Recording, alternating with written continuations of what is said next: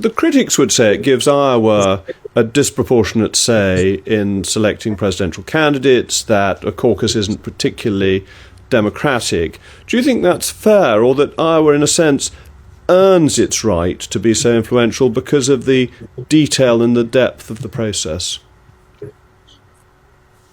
We certainly have a culture in which Iowa voters are accustomed to this. We're not easily starstruck.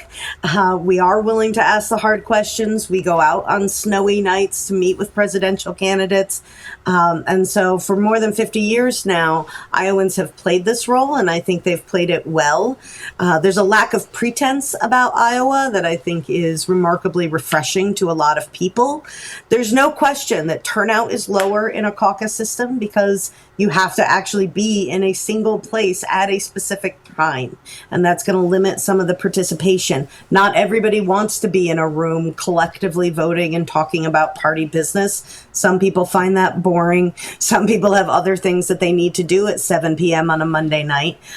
So certainly in terms of, broadening the base of people who are participating, Iowa's caucus system has a smaller number of participants, but those participants tend to be deeply invested in the process and deeply invested in their party organization.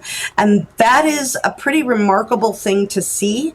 So I would argue, thinking about it in terms of an election, yeah, we would say this isn't very democratic, but we think about it in terms of a party selection process where the party is choosing the person that they believe best represents their values and their policy preferences. The people in the room in a caucus are going to be deeply invested in those sorts of party-based questions.